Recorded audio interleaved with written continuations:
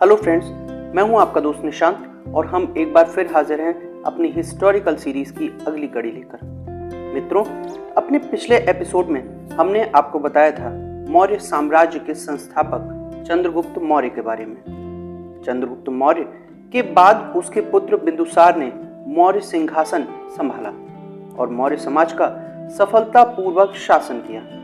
बिंदुसार एक महान पिता का पुत्र था और एक महान पुत्र का पिता भी, क्योंकि उसके बाद उसके पुत्र अशोक ने मौर्य साम्राज्य को उन बुलंदियों पर पहुंचाया जिन्हें चंद्रगुप्त मौर्य भी छूने से रह गए थे। अशोक का जन्म 304 ईस्वी पूर्व पाटलिपुत्र में हुआ था। उनके पिता का नाम बिंदुसार और माता का नाम सुभद्रांगी था। लंका परंपरा के अनुसार बिंदुसार की 16 पटरानियां और 101 पुत्रों का उल्लेख है। पुत्रों में केवल 3 के नाम हैं, सुशीम, अशोक और तिष्या। अशोक के कई सौतेले भाई थे जिनमें आपसी प्रतिस्पर्धा बनी रहती थी।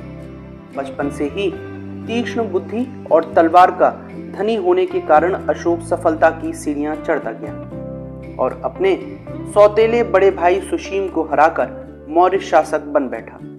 अशोक का राज्याभिषेक 270 ईसा पूर्व में हुआ और उनका शासनकाल 269 ईसा पूर्व से 232 ईसा पूर्व तक माना जाता है।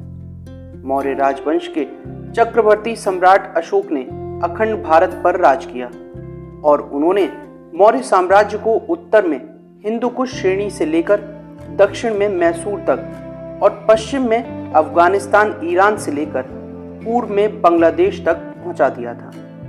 सम्राट अशोक के साम्राज्य में संपूर्ण भारत, पाकिस्तान, अफगानिस्तान, नेपाल, बांग्लादेश, भूटान तथा म्यांमार के अधिकांश भाग शामिल थे। यहाँ सबसे रोचक तथ्य यह है कि संपूर्ण भारतीय इतिहास में हुए सभी शासकों में सर्वाधिक भूभाग सम्राट अशोक द्वारा ही शासित किया गया।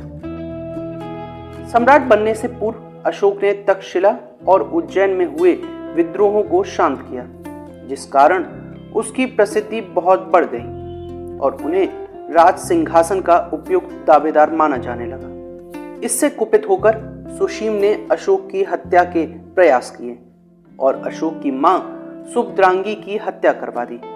इस समाचार को सुन अशोक ने क्रोधावेश में सुशीम सहित अपने सभी भाइयों की हत्या कर दी और स्वयं को सम्राट घोषित कर दिया। सभी दिशाओं में अपना विजय अभियान पूर्ण करने के बाद 261 ईसा पूर्व में अशोक ने कलिंग पर आक्रमण किया। 13वें शिलालेख के अनुसार कलिंग युद्ध में 1.5 लाख लोग बंदी बनाए गए और 1 लाख लोगों की हत्या कर दी गई। लाखों घायल हुए। जब सम्राट अशोक ने अपनी आंखों से ऐसा भीषण नरसंहार देखा तो उसके हृदय में क्रोध और बदले की भावना के स्थान पर उदारता, दया और करुणा के भाव उत्तेजित हो गए। अशोक ने अब युद्ध क्रियाओं को बंद करने की प्रतिज्ञा की। यहाँ से आध्यात्मिक और धम्म विजय का युग शुरू हुआ, जिसकी चर्चा हम अपने अगले एपिसोड में करेंगे। अगर आपको ये वीडियो पसंद आया हो तो इस वीडियो को लाइक करें और लोगों के साथ भी शेयर करें तथा हमारे चैनल को सब्सक्राइब करना ना भूलें। साथ ही बेल आइकन को जरूर प्रेस करिएगा, जिससे कि हमारी कोई भी नई वीडियो आपको तुरंत नोटिफाई हो सके। बहुत बहुत धन्यवाद।